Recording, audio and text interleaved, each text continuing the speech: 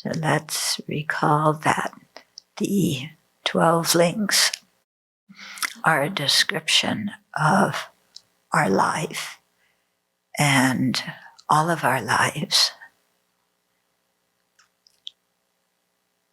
So they're not just some intellectual formulation, but it's a totally different way of looking at our life that is up to us to familiarize ourselves with, so we get a real feel for what's going on. And it can be pretty alarming as we get a deeper understanding of the Buddhist perspective on our life in samsara.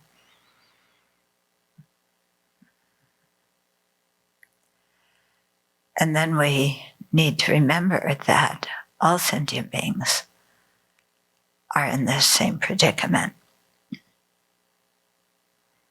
and that we've been born over and over and over again in so many different forms, with so many different experiences.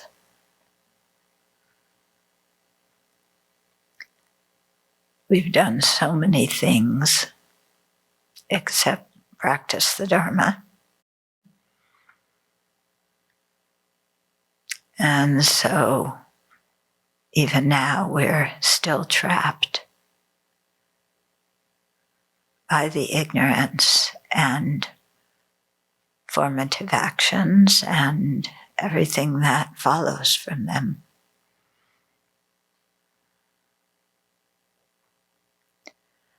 So let's make a strong determination to not only free ourselves, but to do whatever we can to help others do the same.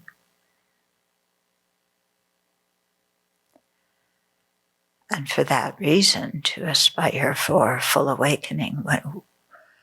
So we'll have the real ability to be able to do that.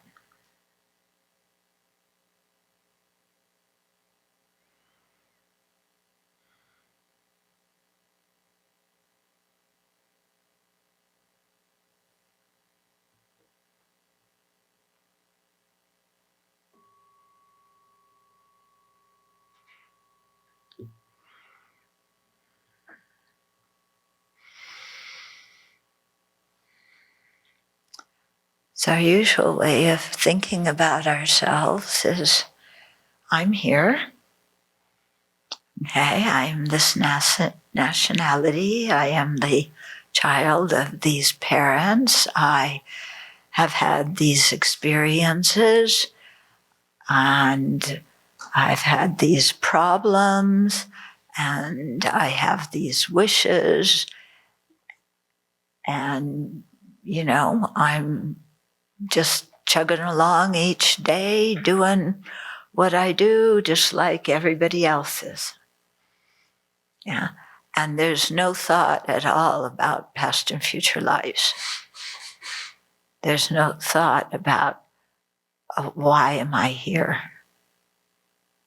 Or who am I? Or what's all of this about? And what's the purpose of my life? No, we just kind of keep going. How can I be happy? How can I, get rid of the people who bother me? How can I get what I want? Yeah. No thought of really the big picture of what our experience entails and what caused it and what effects we're creating now. Okay, so it's important as we are studying the 12 links to really make this our own, in the sense of thinking, this is describing my life. Yeah. Okay, so we've talked about ignorance and formative actions, the first 2 links. Yeah. Do you wake up in the morning and think, I have ignorance and I'm creating formative actions? Do you think today I'm going to be starting many new sets of the 12 links? Do we think that when we wake up in the morning? No, we just wake up and here I am, and how can I get what makes me feel good and get away from what doesn't make me feel good? Yeah? Do we even think that we're going to die? Well, the thought enters our mind and it quickly leaves our mind because it's going to happen a long time in the future. Yeah, we don't really have to worry about it. And by that time, science will have invented an anti-death pill.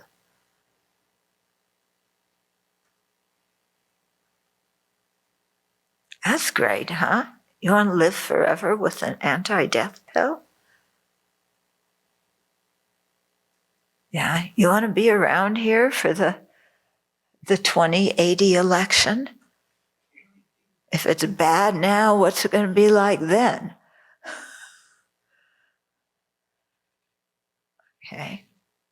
Do we ever think of ourselves as being a different person than we are now? Of completely losing this identity, you know?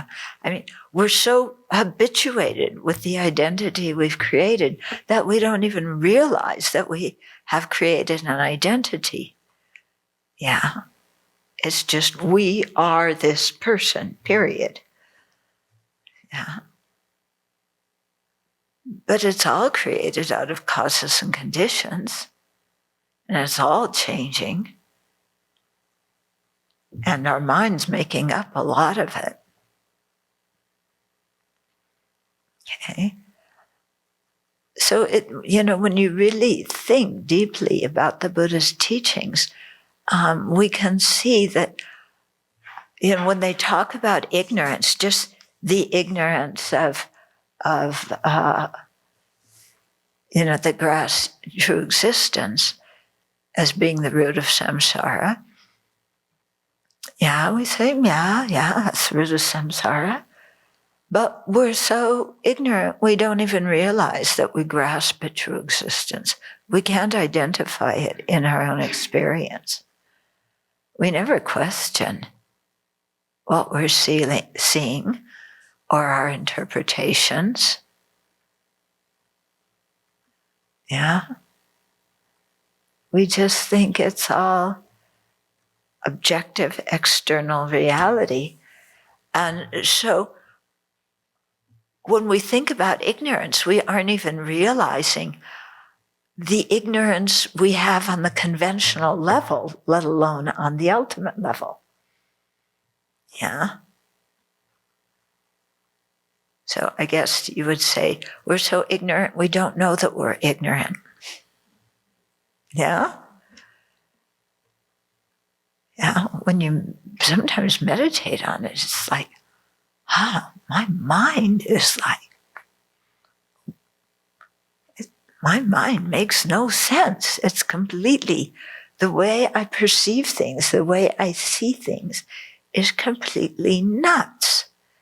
I think I am a permanent person here.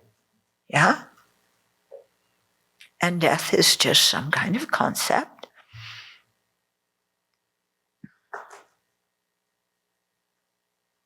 And even if I die, I'm still going to be me. Yeah, I'm going to have all those visions. Yes, I've learned the visions. So I'll sit there and I'll have all the visions and I'll go into the bardo, which will be very nice. And then I'll come out of the bardo and I'll still be me with this nationality and this personality, traits and this religion, this race, this socioeconomic class. I'm going to come out the other end and I'm still going to be me and I'm still going to speak English, plus whatever other languages you happen to know. And all during the bardo, I'm going to be thinking about the bardo experience in English. Yeah. Because English really isn't a language. It's something beyond language. Yeah?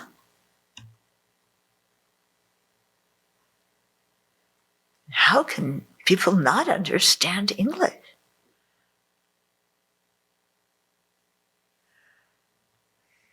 So it's quite interesting, this mind. Okay? So then, throughout each day we create a whole bunch of the initial links for another set of 12 links. Yeah, those are planted in our mental continuum. And and life goes on.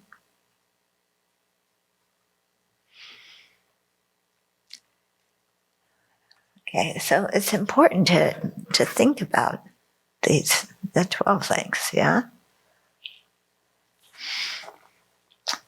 Okay, so we left off, before we do that, there was a question from last week.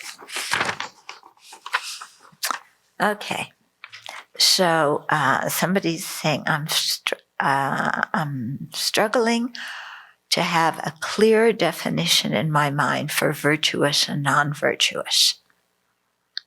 Okay, and then say, but I've largely relied on the explanation on page 235 to 6 in volume 2.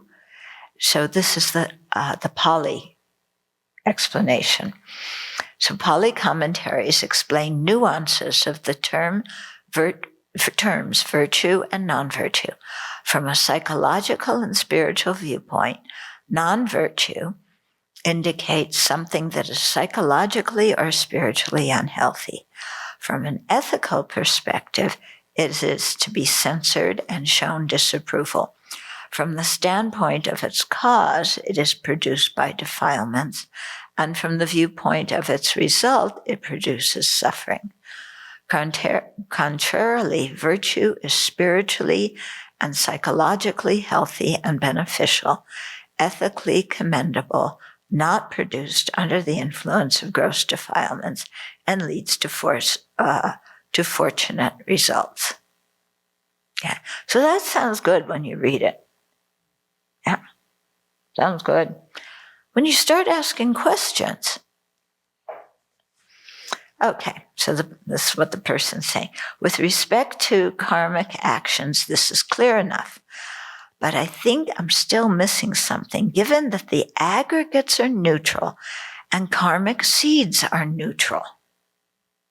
Okay, but the aggregates are a condition for suffering. And it said in here, that things that are virtue or non-virtue are, they produce suffering. So my aggregates are a conditioning for future suffering. And they're also produced under the influence of defilements. And the same for the karmic seeds. They're a condition for suffering, and they're produced under the influence of defilements. So holding non-virtuous as meaning leads to suffering appears to be too simplistic. Okay, so this is good, when you start really looking at the words and what do they mean, because it sounds good the first time you read it. Okay, but words don't always mean exactly what they seem to mean, okay? Because it says, from the standpoint of its cause, okay, non-virtue is produced by defilements. Yeah. So if you're going to say the aggregates are non-virtuous, then,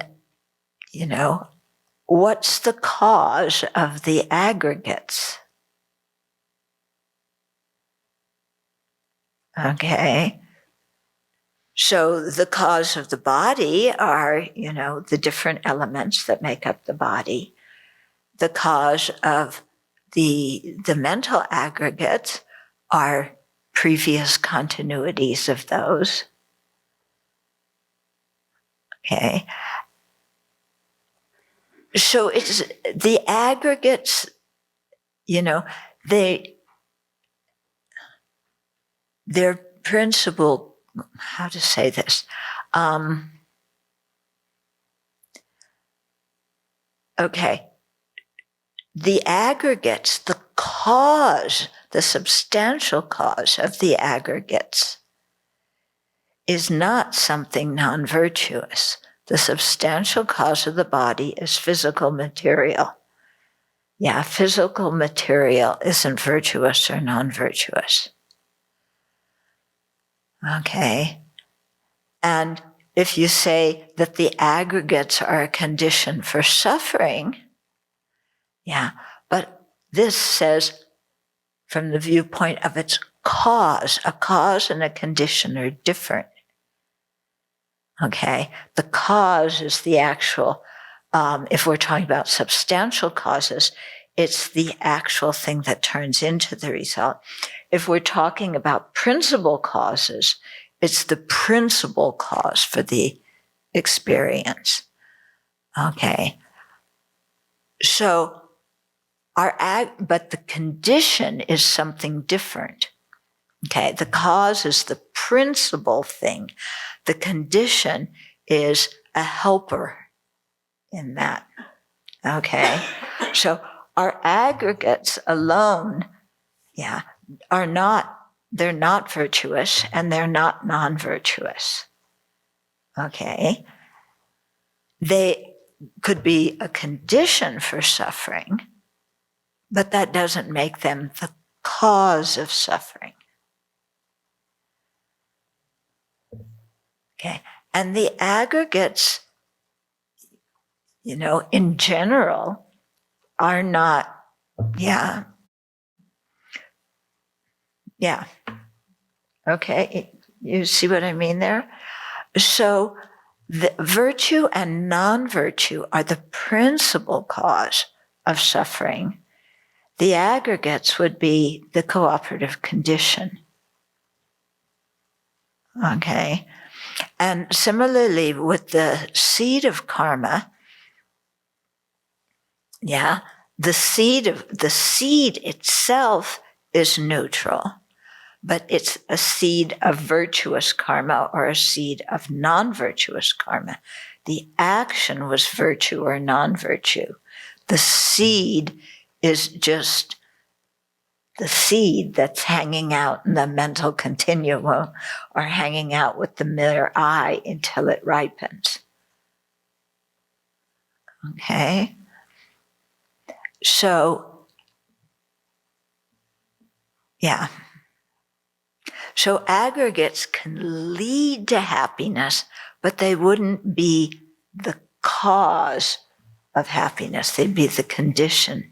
And the karmic seeds, can ripen in virtue, in happiness or in suffering. But that's different than, yeah. Okay. So when they're talking about virtue and non-virtue, they, okay, well, let me read the rest of your question. Is it that the labels of virtue and virtuous and non-virtuous can only be applied to actions, karma, mental states, and that the aggregates and karmic seeds are not suitable bases? That's pretty much it.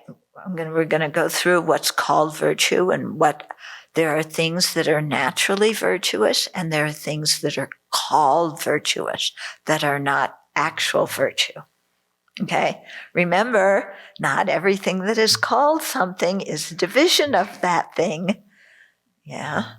Or as one Lama said, chemistry is stupid. If we think that these things, if our way of making categories, if we expect that way of making categories to be how the texts do it, then it's not going to happen that way. Okay, so if we talk about natural virtues, yeah, they're the 11 virtuous mental factors. Yeah. Actually, there's more because there's many more mental factors. You know, the 51 or 52 that we have, those are only picked out because they or emphasized because they relate to liberation. But there's many more non-virtuous ones, and there's many more virtuous ones. Okay? But those are examples of natural virtue because the mental factor itself, when it arises, will produce causes that will ripen in happiness. Okay? Then there's another natural virtue, is what they call the virtues through relationship. And so those are the mind and other mental factors that accompany any of the 11 virtuous mental factors. I'm saying 11, but it means more. Okay? So, you know, whenever there's a mental state, there's a primary consciousness, and then there's various other mental factors that accompany that mental state. And then if you have one that is virtuous, it makes that primary mind and all the other mental factors virtuous. Okay, because they're all together in one package. You can't separate them. Yeah. So, you know, we talk about different parts of a mental state, but you can't pull them apart and isolate them. Okay. So that whole mental state becomes virtuous. Okay. And then there's virtue through motivation. This is another kind of natural virtue. And that's the physical and verbal actions motivated by virtuous mental factors. Okay. So the actual virtue, it's the mental factor of intention, which is one of the 5 omnipresent ones. That one is the actual karma.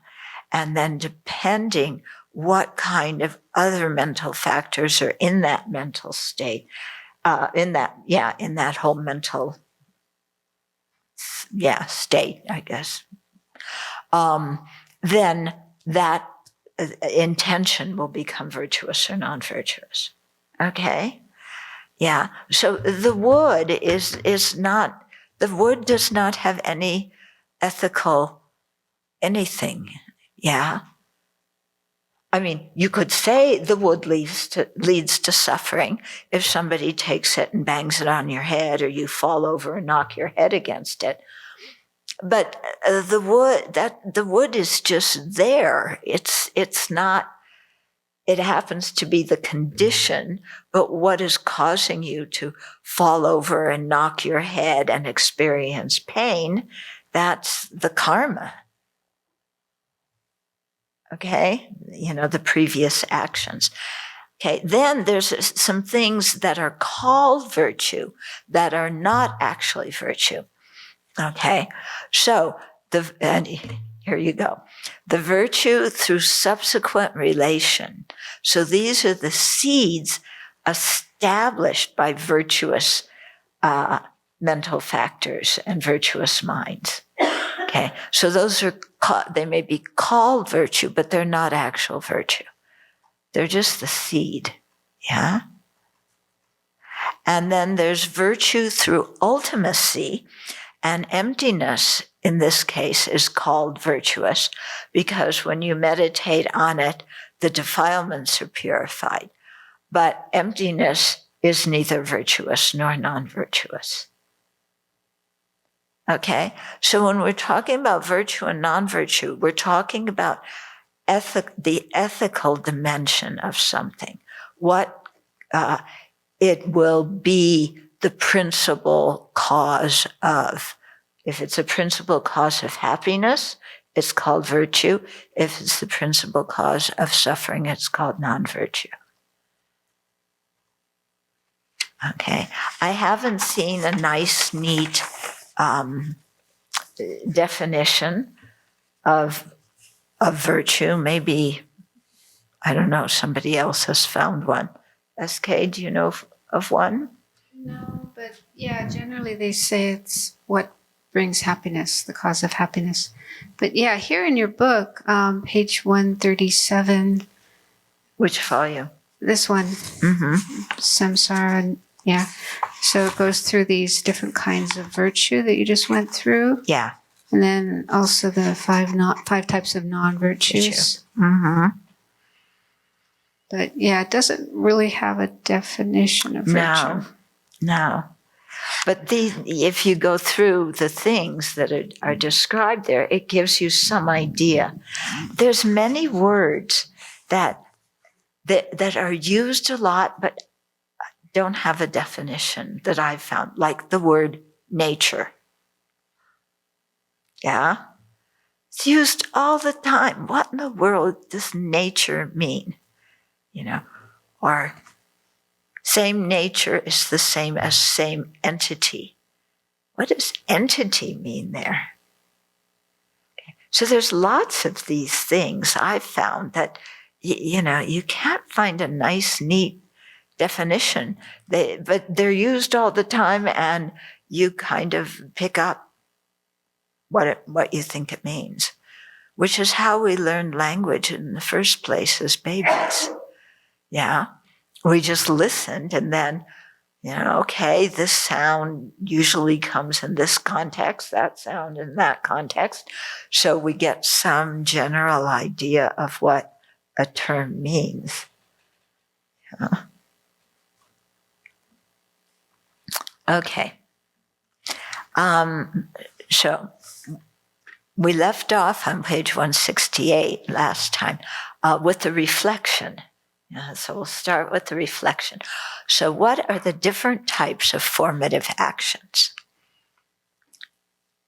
Yeah, I'm asking. What are they? Don't look at the book. Meritorious. Invariable. Okay, what are meritorious ones?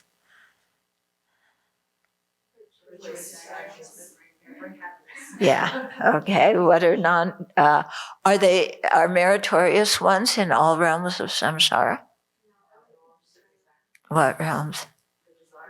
The desire realm. What about non-virtue? Desire realm. And invariable? What in the world is that?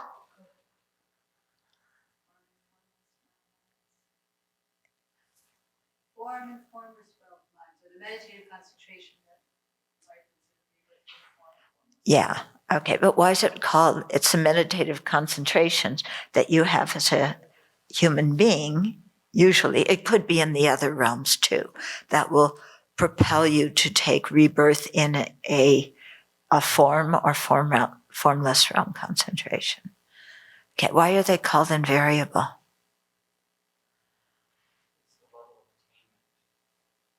You're reborn at the level of attainment that you practice. Yeah. So whatever level of concentration you attained, you're born in that exact same one, not up, not lower, not upper. Okay. Okay. So we've been born in those kind of realms, in the form realm and formless realms. Yeah. Anybody remember? No, you don't remember? They say we've been born there, that we've all had single-pointed concentration before. Can you believe that? That you've had it? Yeah. Born in the highest concentration of samsara countless times. And look at us now. Can't even concentrate for 3 seconds. What happened? Okay. Then trace the process of these different types of formative actions arising from ignorance to afflictions to action. Make examples from your life. Okay, somebody want to make an example? Maybe pass the microphone around.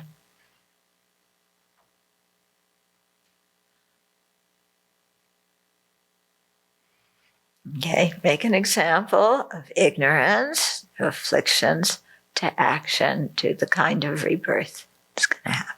So the lunch board sign says that dessert includes sweet potato ginger soup.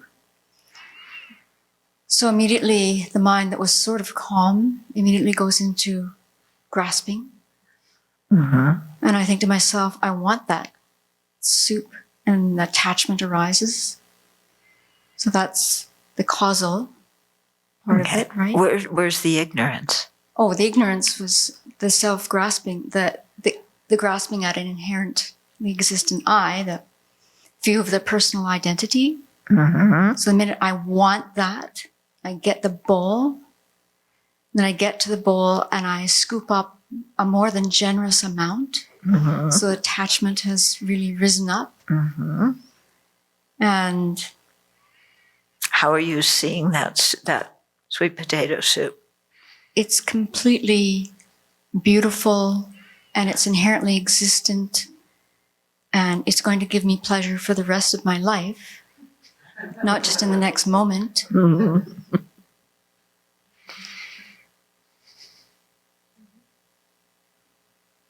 And then I'm not seeing the dukkha of change at all, Mm-hmm. but I do try and get more soup. And Venerable Thubten Chodron got there before me. This is my second pass at it, but there was no more soup left. So then the self-grasping arises yet again, and now the attachment is making me suffer because I couldn't get more soup. And so I've created... Where's the karma? The karma? Yeah. Did you create any karma with that? All kinds of negative karma. Like what? I was greedy, so I took more than I should have taken, Mm-hmm. and that left people behind me not having even a taste, probably. And I felt a little bit of resentment when I went back, and the soup was gone. So again, more negative karma being created, and the habit of, wanting something and not getting it. Mm-hmm. And then Realizing that I wasn't feeling so well, that I had overeaten with the sweet potato ginger soup. Yeah. Yeah. Right, thanks.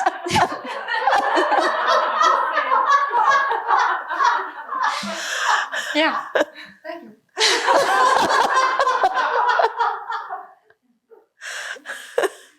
okay.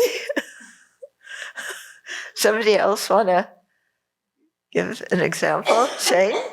Well, say you were driving in your car and, of course, you have an attachment to self and someone cuts you off and in your mind you mistakenly think that they do it on purpose.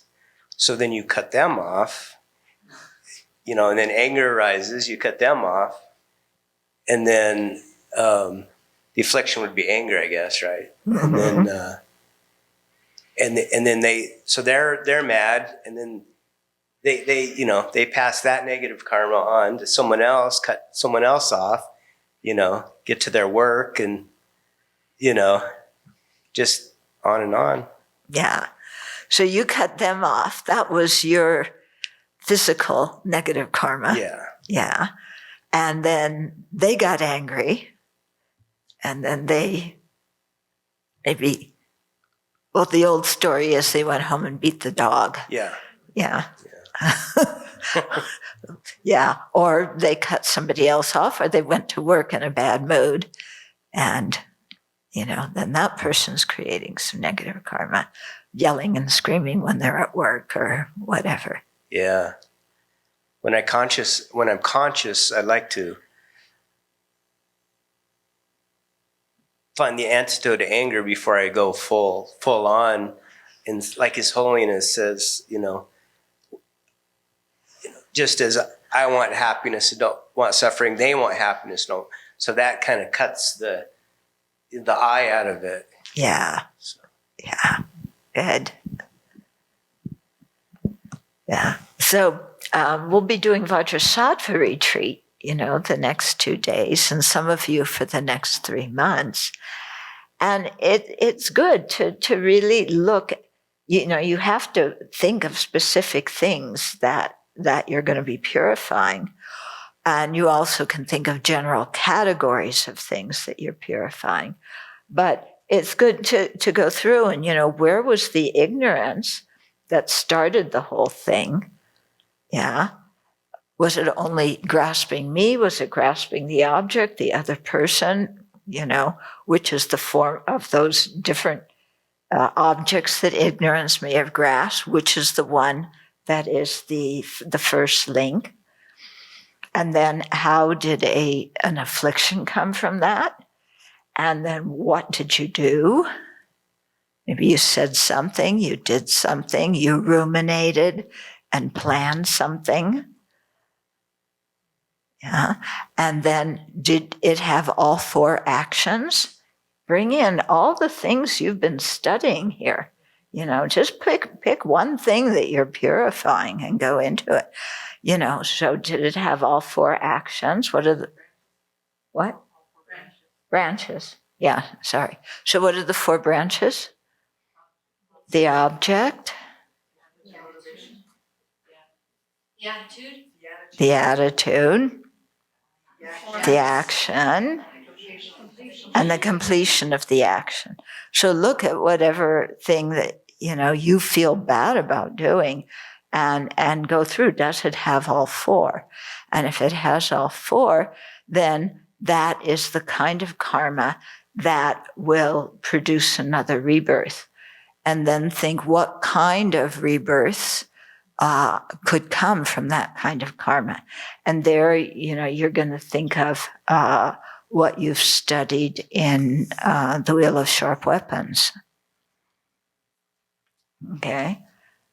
So you've got to take what you study in class and apply it specifically to the events in your life so that it makes sense to you.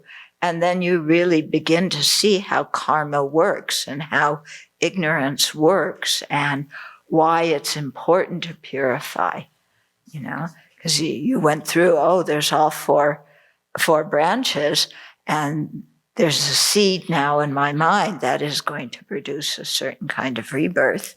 And you can make some guesses at the kind of rebirth that it's going to produce. And then you think, do I really want to experience that? And if the answer is no, then I have to purify. So you purify with the 4 opponent powers. What are those? Regret. Yeah. Relying on what?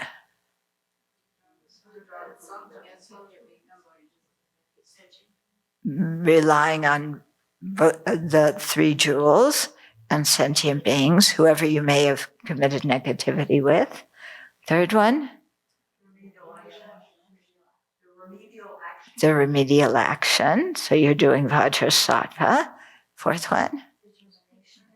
Yeah, Yeah, a resolve or determination. That one can be hard. Even hard to make. Sometimes regret is hard. It's like, yeah, I don't feel so good about doing it, but they started it. Okay. So are you beginning to get some idea about how we're studying? What we're studying has to be in your meditation and in the different practices that you do. Yeah. If you don't do that, then why are you studying? And if you don't apply what you're studying to your practice, how are you going to purify? Okay. Okay, then 3 is as you go through the day, be aware that your actions that are complete with all 4 branches are creating causes for your future lives. And then, sometimes you can imagine that you're, starting to die, and the karma is going to ripen before you get to the white, red, black, and clear light visions, okay? So there you are lying on your deathbed, and what kind of thought or what kind of condition is going to make what kind of karma ripen?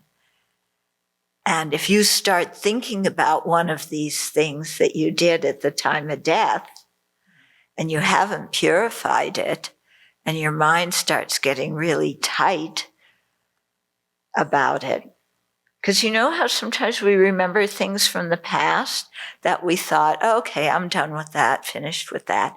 And then you remember, like you start getting mad all over again, or you start getting fixated and desiring it all over again. Yeah. And so what happens if, a thought of one of these things comes up in your mind, and your mind gets activated with craving and clinging, and then that makes different karma ripen. Yeah. And then do it with also a virtuous karma. Think of virtuous things that you've done, and have our virtuous actions been with all 4 branches? And are the 4, did we do the 4 branches with energy? Yeah. Like you set up the altar in the morning. Okay. Well, you have the objects. Yeah. And then your attitude. Yeah. What kind of intention do you have in the morning? Should I do my teeth first or the altar first? Yeah. Do I brush my teeth first? Set up the. Should I get my tea first? Should I get my tea first, or make offerings to the Buddha first? Yeah. And, like, what shall I offer? That looks okay. Okay. Yeah. Do we even think we're offering to the Buddha, Dharma, Sangha, or are we just moving water and other objects from one place to the next? Yeah. So it's interesting. And then, okay, so we finish, and there's little bowls with water.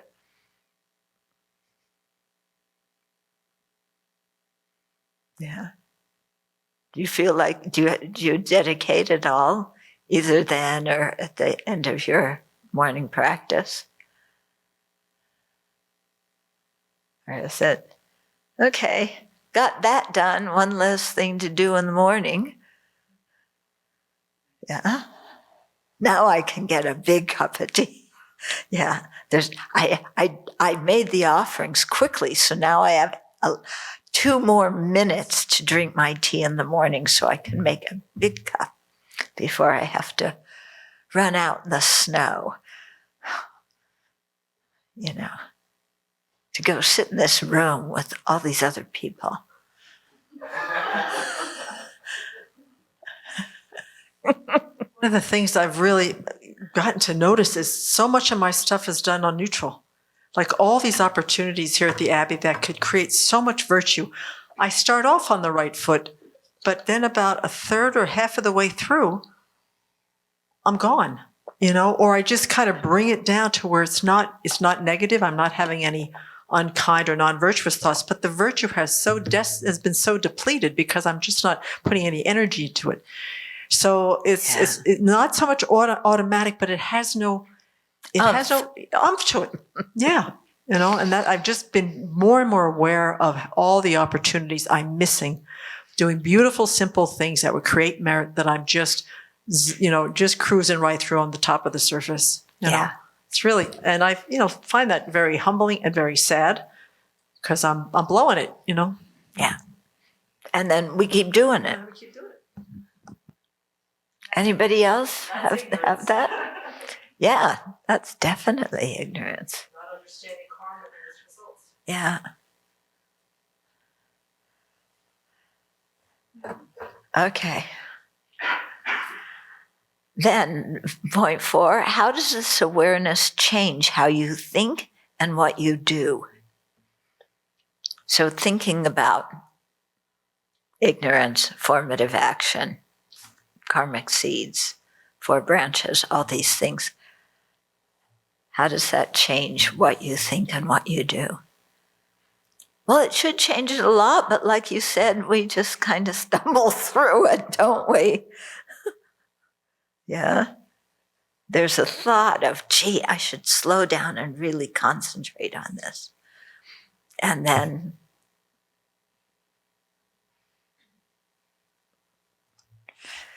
yeah. Okay, so these questions in the book are for actual reflection. Yeah. They weren't written just to fill up space.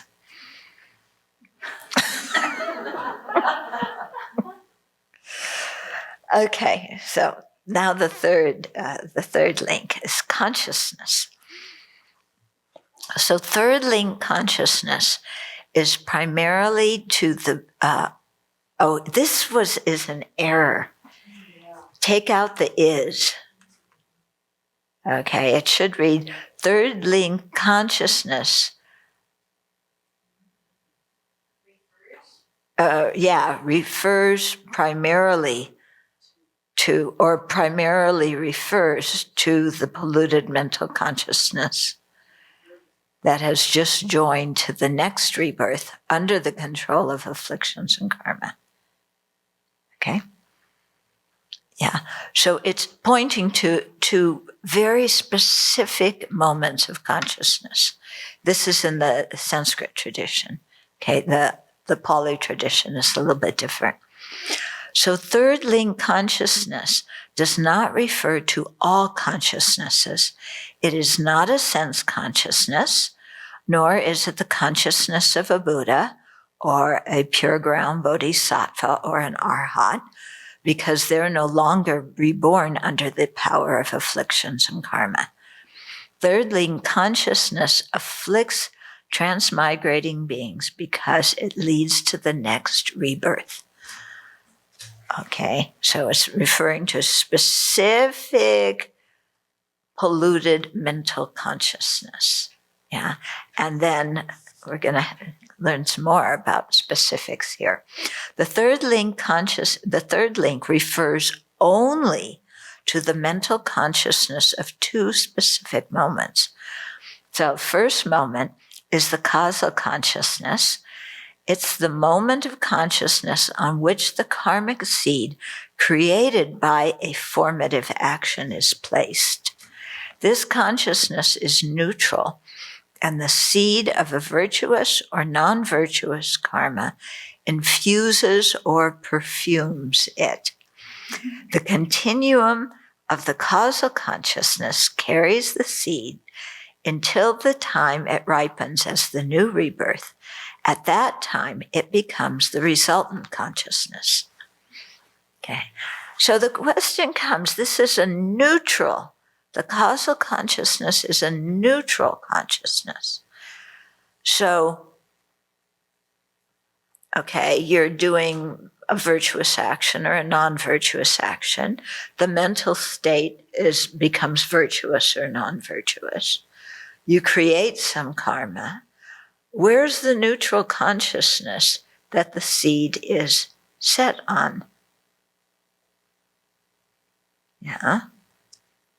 As far as I can figure out, it must be like after the action, yeah, because it isn't like your mind every single nanosecond is going to be virtuous or non-virtuous, that there's some kind of neutral state and the seed gets planted on that. Yeah, that's the only thing that makes sense to me. Yeah, because they say that if your consciousness is in a negative state, a virtuous karma cannot be placed upon it. Yeah. So it has to be a neutral mental state. Yeah. But we have so many little moments that it must be one of those moments that isn't virtuous or non-virtuous. Huh?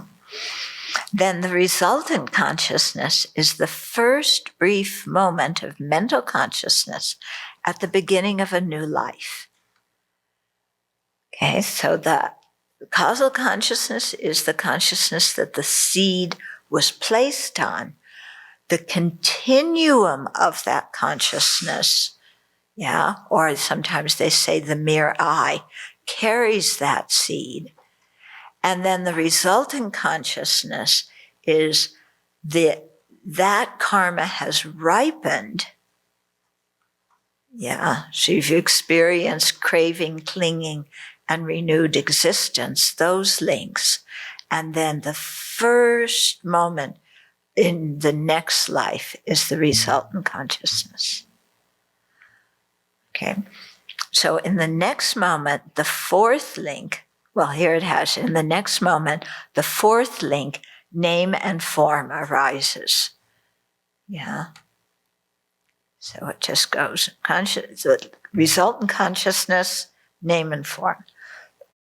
In terms of most human lives, the resultant consciousness occurs at the moment of conception.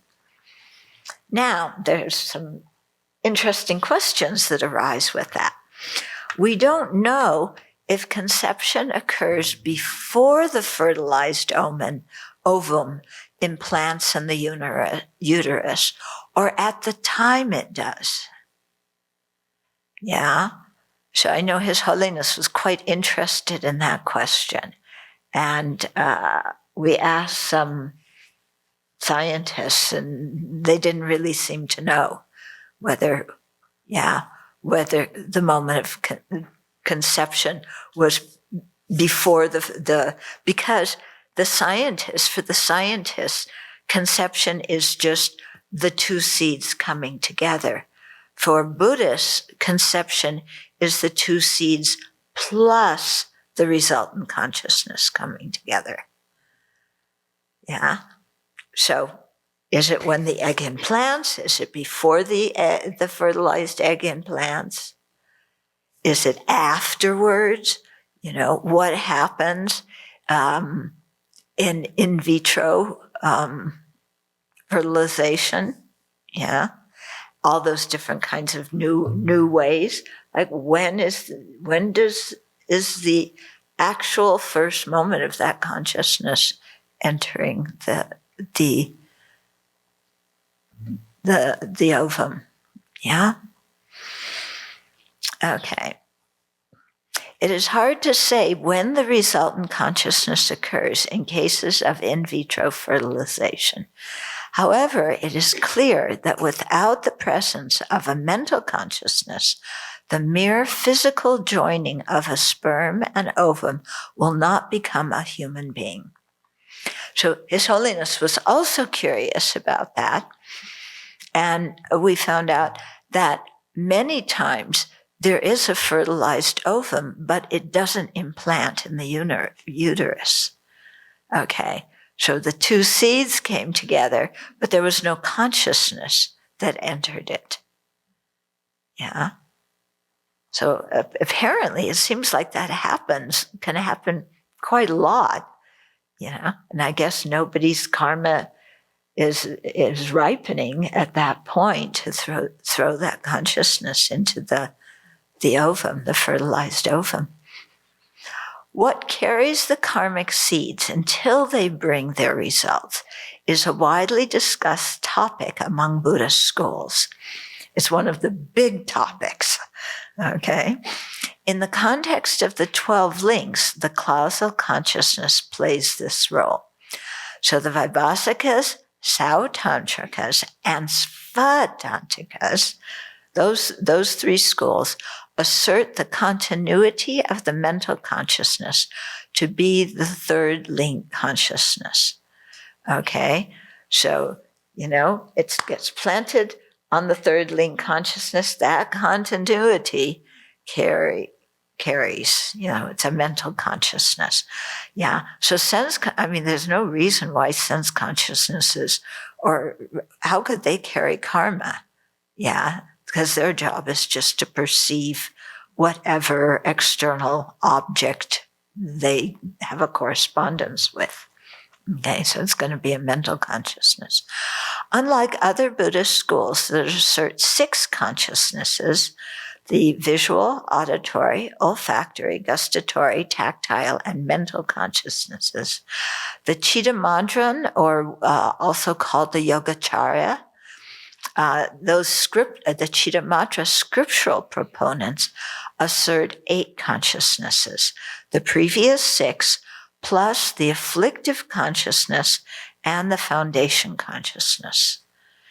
Okay, so the foundation consciousness we're going to talk about. The afflictive consciousness is one that views the foundation consciousness and takes it to be a self-sufficient, substantially existent person, according to that particular Chittamatra school. So the foundation consciousness, or storehouse consciousness, also called the mind basis of all, okay, is the repository of all karmic seeds and assumes the role of the third link consciousness. So if you're wondering where it goes, that's where it goes. Okay? So these Chittamadrans assert such a foundation consciousness because they say there must be a stable mind that carries the karmic seeds from one life to the next.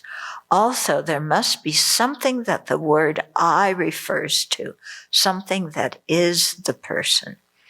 Okay? So for the Chittamadrans, they say, you have to have a very stable consciousness that is going to carry the seeds. And just our ordinary mental consciousness is not so stable. Okay? It bounces around. But also, if somebody is in meditative equipoise, directly perceiving emptiness, that mental consciousness for a short time is unpolluted. So at that point, you don't speak of that mental consciousness as carrying the seeds of non-virtuous actions, because it's an unpolluted consciousness, because it's in meditative equipoise, directly realizing emptiness. So they say that at that point, it's the mere I that carries the karma. We're going to get into that in a minute.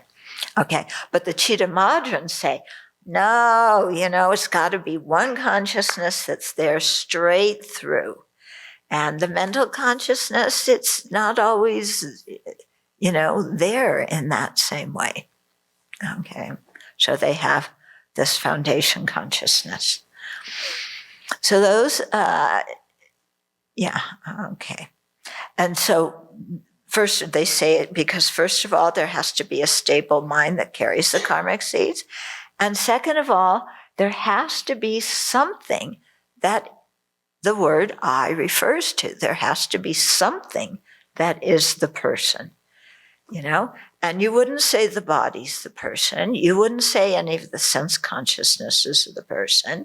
The mental consciousness is, not stable, in that way. You can have coarse mental consciousnesses, subtle mental consciousnesses, it's not stable. So you have the foundation consciousness, and, that is what the word I refers to, at least for polluted, for ordinary living beings. The Prasangikas disagree. Imagine that. Okay, they say that in the long term, Yeah, long term, the mere I carries the karmic seeds. They assert this because a nominally existent person exists when the action is created and when the action bears its result. So this mere I must be the basis for infusion of the karmic seed. Okay. And then you go, well, what in the world is the mere I? Oh, yeah, it's that inherently existent I that's always there in every moment that carries the karma. You know, there's a real me that's there. Sorry, you're wrong again. Okay. So the mere I is impermanent and cannot be found under ultimate analysis. In other words, when you are looking for exactly what that I is or what the word I refers to, you cannot isolate one particular thing. Okay? It feels like there's an individual I inside of us, doesn't it? There's me. It's one definitely existent thing that takes up a lot of space and is the center of the world and the most important thing. And it is me. Okay? But that kind of thing doesn't really exist. Okay? What does exist is you have the aggregates and then independence on the aggregates. Yeah. There's the designation I. So that merely imputed I, yeah, is what goes from one life to the next. What is the merely imputed I? When you look for what it is, you cannot find anything that is the merely imputed I. Because looking for what it is ultimate analysis, and you cannot find an ultimately existent or inherently existent I when you analyze in that way. Okay, so that drives us totally crazy. Yeah. What do you mean? Yeah, oh, mere I, sure. We say words mere I. What's the thought? Inherently existent I. Then we hear, yeah, the nominally existent I. It exists by name only. And that name is given independence on the aggregates. But I want it to be the aggregates. Yeah. But if it is the aggregates, then you have to be able to point to something that is an independent, inherently existent I. And we can't do that. But we feel like such an I exists. Isn't that crazy making? You're sure that, you know? I mean, when you sit there and you just think, me, I want happiness. I don't want suffering. It feels like there's a real I there, doesn't it? Some independent I. Yeah. It doesn't seem, you know, it's not your foot, it's not your stomach. Yeah. It's not even your mental consciousness. It's just me. And it's mixed in with the body-mind, but it's separate. It's me. Huh? And it feels like it's right there. And, you know, yes, I feel it. It's me, I'm sure. Yeah, but then if we have to look for exactly what it is, yeah, it gets a little uncomfortable. Because we can't find it. Okay? So it's just the merely designated I. Yeah. So that I that exists by being merely imputed on a basis of designation. So there's the aggregates, and then the mind goes, I. And we go, no, that can't be me. Yeah, just going, I, what are you talking about? Yeah. Am I just the sound I? Am I, what is this I? It's got to be something. Yeah. Look, I have a driver's license with that name on it. It's got to refer to some person. Yeah. Because if I get stopped, the cop wants to talk to me. And I am so-and-so. No, you aren't that. You're just called that. There's a difference between being that and being called that.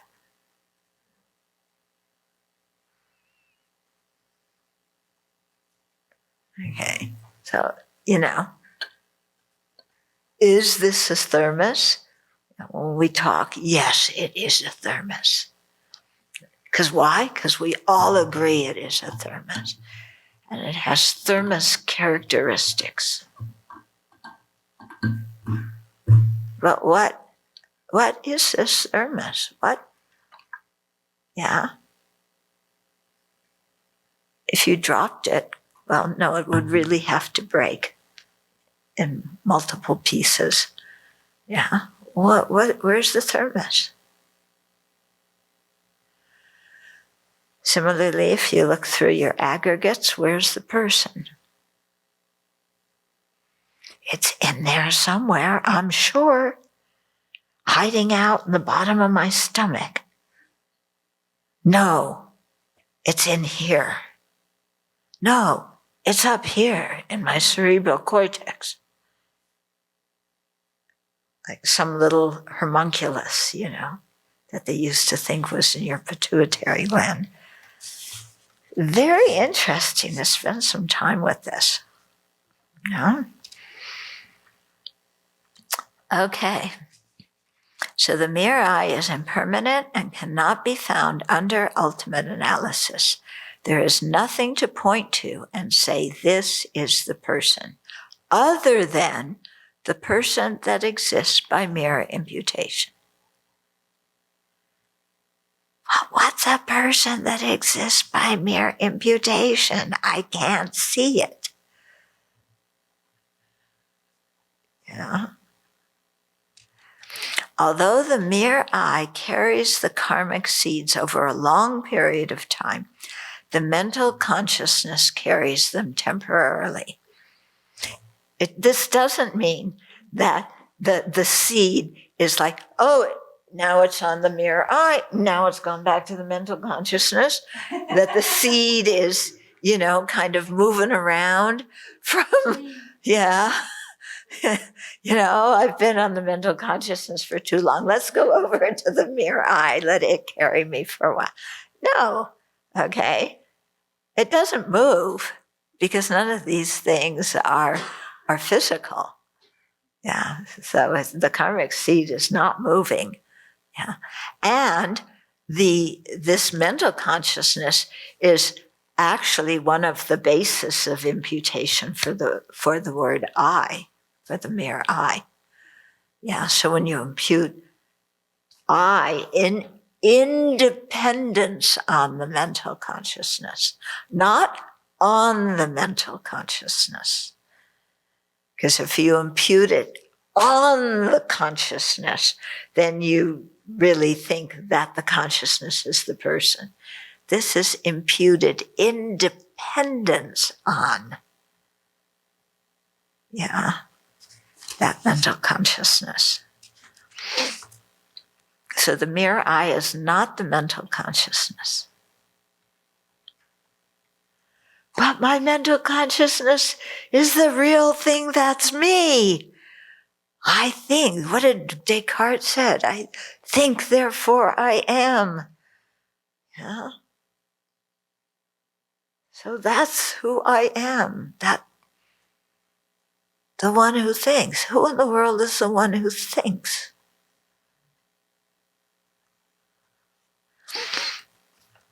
Okay. The mental consciousness cannot be the constant carrier of the karmic seeds, because at the time a person directly realizes emptiness, the mind is unpolluted, and polluted seeds cannot be associated with this unpolluted mind. Therefore, the mere I carries the karmic latencies during this time. Okay. Questions? Comments?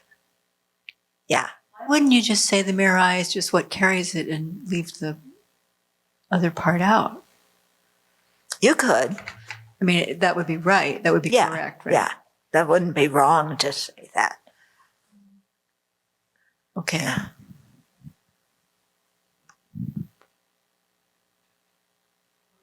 Mm-hmm. If we get angry straight after rejoicing, will the seed of the result of rejoicing still infuse the consciousness, because you need a neutral consciousness to implant the seed?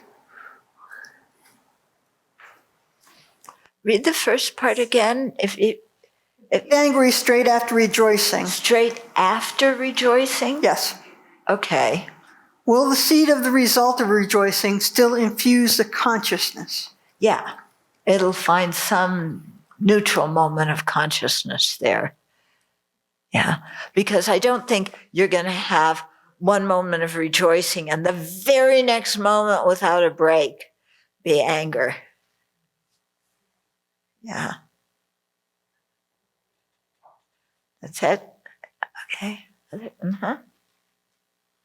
Where does this thing called the fundamental innate mind of clear light fit into this picture? That's when you talk about the mind from the viewpoint of Tantra. Okay. So this is a Sutrayana explanation. Yeah. If you include Tantra, the fundamental innate mind of clear light, that can be the basis of designation of the I also. Yeah. But, in our regular life, when our gross consciousnesses are functioning, it's going to be the gross mental consciousness where the seed is going to be implanted. Mm-hmm. Is the mere I a consciousness? No, it's a person. Abstract composite? Yeah, it's an abstract composite.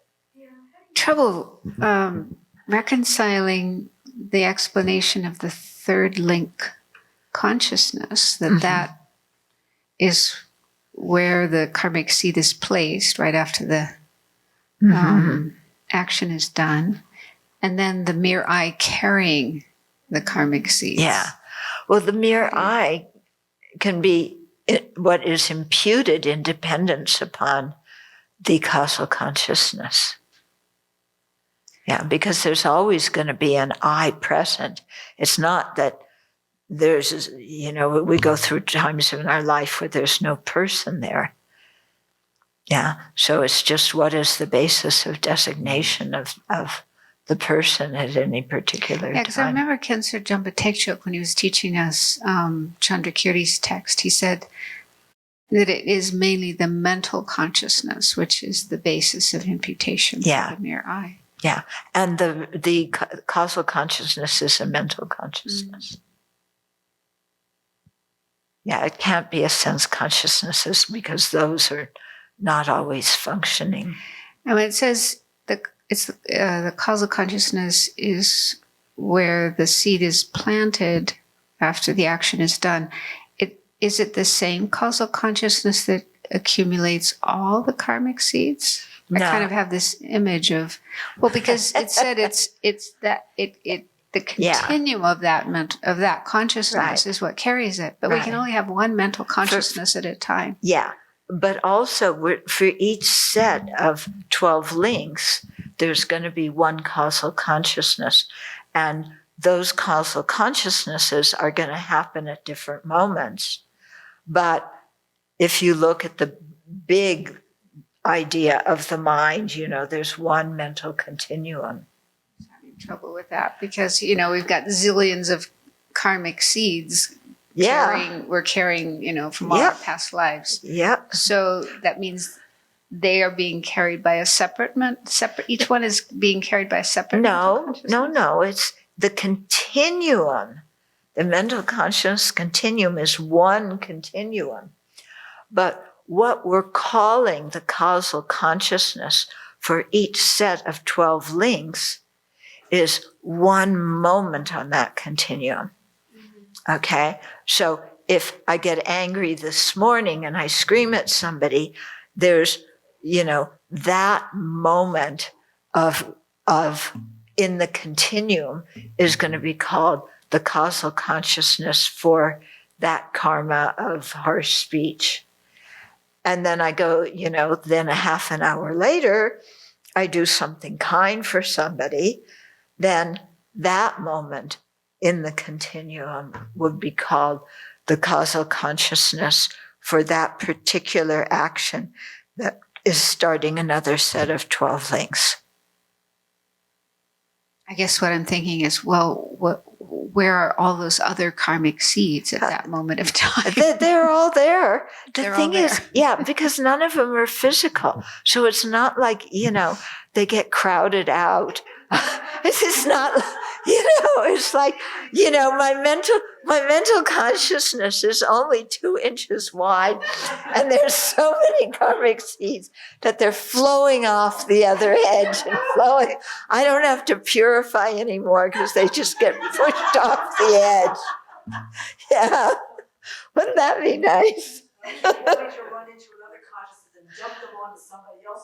Yeah, right. Yeah. Why can't I do that? If it's merely labeled, let's just merely label the other person me and shift it all over to them. Doesn't work that way either. Yeah. Uh-huh. The resultant consciousness as the first moment of the next life, how is that different from the 10th link of birth, which is, isn't that supposed to be the first moment as well? Yeah, I think that they're the same. Yeah. It seems there's different ways that these things overlap. Yeah. And I think that the first moment of the 10th link is the same as the resultant consciousness here. It's either the same or it's 1 nanosecond later. But, yeah. Did I say 10th? No, it's the 11th link. Birth is the 11th link. Yeah.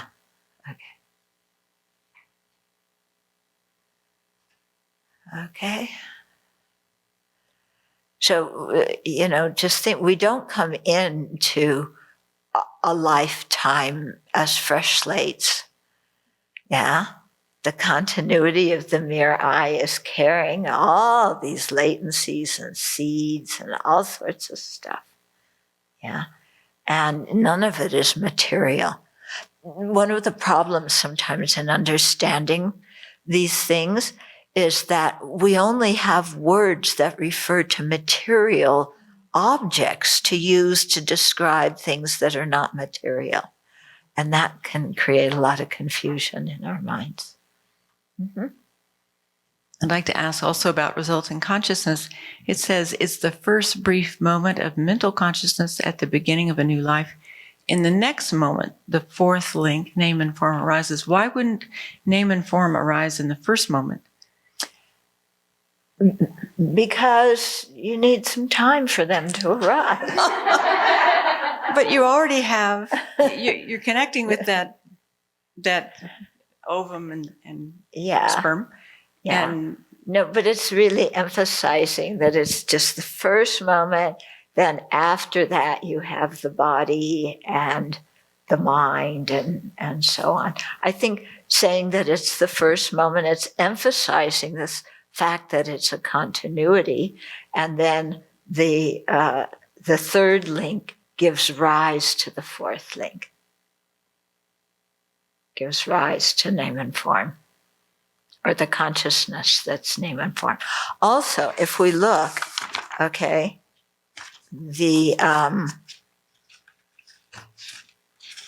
oops, hold on a second.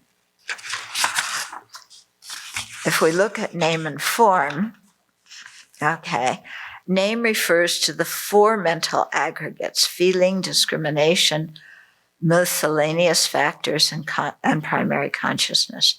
And form is the body. So in that first moment, it seems like you have all you those. have all those, but they're I think as there's an overlap at the resultant side, there's going to be an overlap at the causal side. Why is there that? Because I think they're emphasizing, a point that there's a continuum of consciousness that is involved here. Huh? Just as you said, they're dependent on each other. Yeah. Yeah, one causes the next. What? It's not a simultaneous. Yeah. The causal consciousness is the cause for name. Okay? Name, it's including all four parts of the mind. Okay? All four mental aggregates. The causal consciousness is emphasizing the mental aggregate. Yeah. The primary mental consciousness. Yeah. It's just different ways of categorizing things. Yeah. So it's like, I don't know, like, go get the car and go get the Chevy. Well, why are they calling it a Chevy why are they calling it a car when it's a Chevy? And, I don't know. These are just merely designated things. Yeah. And the big question, there's a lot with the 12 links that you can ask questions about. Like, why, when we talk about how they ripen, why don't they ripen 1, 2, 3, 4, 5 up until 10? Why do they ripen 1, 2, half of 3 in one life, 8, 9, and 10 in maybe in that later on in that same life? Then in the next life, you get all the rest of them. And sometimes you get 1, 2, and 3 in one life, and 8, 9, and 10 in a second life that is 5,000 eons after the first life, and then that ripens into the next one that is 5,000 eons plus a split second after the cause was created. Why are there so many different ways these things ripen? Why didn't they just make it nice and in order, Yeah. This 12 links is so confusing. It is, isn't it? It's very confusing. And wait until we get to the Pali description of the third consciousness and the fourth consciousness. Is very different than the Sanskrit tradition. How did that happen? Why did the Pali call it this way and the Sanskrit call it this way? What's the benefit? Here's Vasubandhu again, this guy with his own interpretation. No, he has the standard interpretations. It's the Prasangikas that are making up their own screwy thing, where none of it exists inherently. Like, what in the world are those guys talking about? Yeah. I mean, lots of different opinions, lots of different interpretations. Yeah. And each one is to emphasize something different. So maybe that's our challenge, to figure out why.